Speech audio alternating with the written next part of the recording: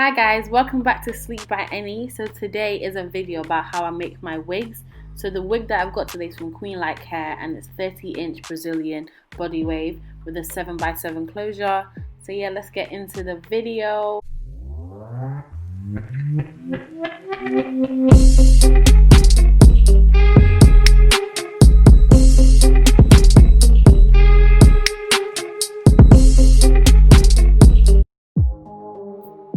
So this is the packaging that came with it. It was really nice, really cute.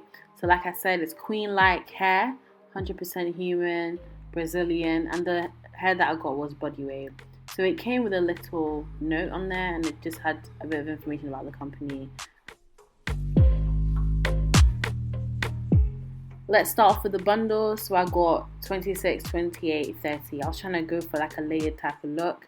Normally I just get my bundles 30, 32, 32 because I like it just long. Let's just take a look at the bundle itself. So it was really cute, really bouncy, it was soft to touch as well and true to length.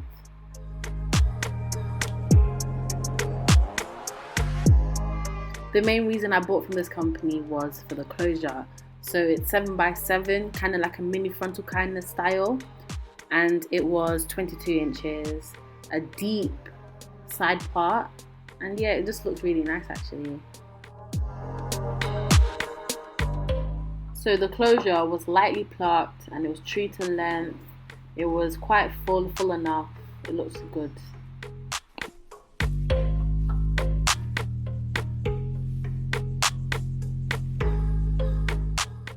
To start off, we're going to go with a wig cap, which I got from the local beauty store. It wasn't any more than £3, so I'm just going to go ahead and put that onto the mannequin head.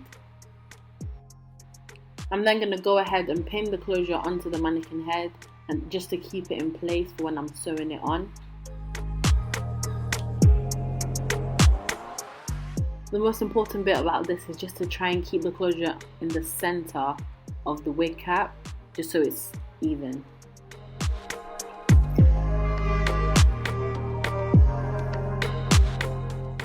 I use just normal sewing thread and a needle, nothing too special, just something that you might have lying around the house.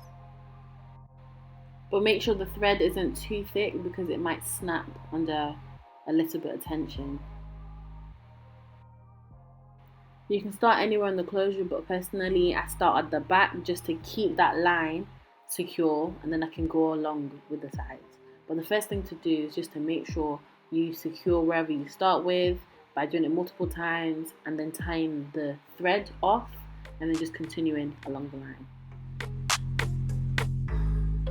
When doing closures, I make sure to take my time to make it as secure as possible and just do little gaps in between the sewing that I'm doing. As you can see, the closure is laying flat where I'm sewing, and which is what we want. So I went on and finished off the rest off camera.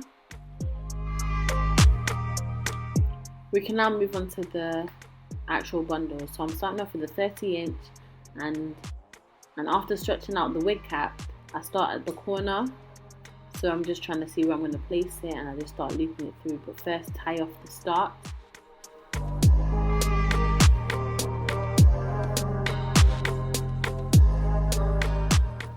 A big tip for this is just to make sure the hair's secure as you go, so just to tie it as much as possible when you start, when you finish your row.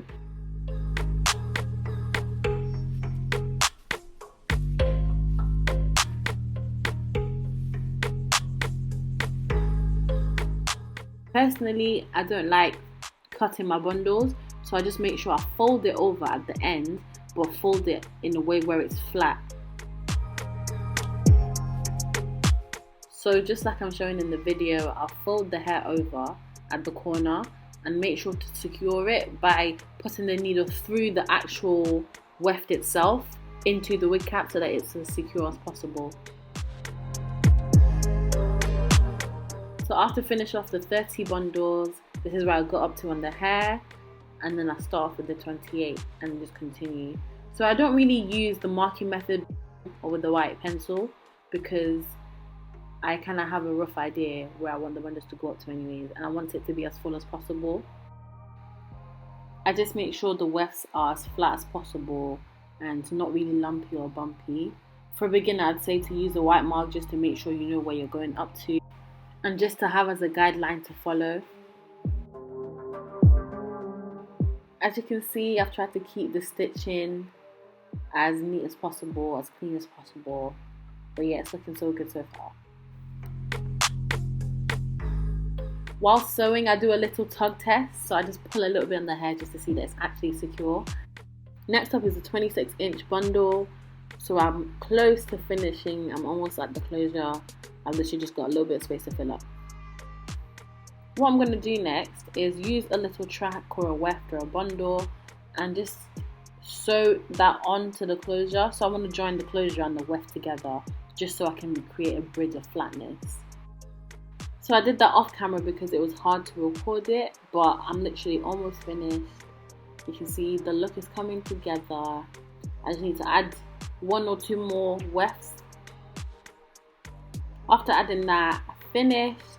So this is the overall look. Obviously it's not styled yet. It doesn't even look like 30 inches to me. But once I just straighten it, curl it up, I'll have it looking luscious and sleek. In terms of bundles, I used all of the 30, all of the 28, but only just a little bit of the 26.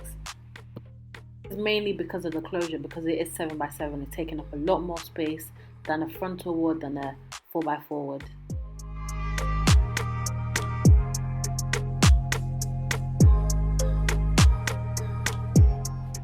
So yeah, this is just the final look. The closure is really big, looks like a frontal to be honest. And the parting space is really deep. We'd love to see it. So yeah, there'll be a styling video coming up soon. Let me know if you'd like to see it. Would you like to see it straight? Would you like to see it curly? This is just the look of the back and how full the hair really is. But yeah, like, comment, subscribe. Thank you so much for watching. If you have any questions, I will answer them.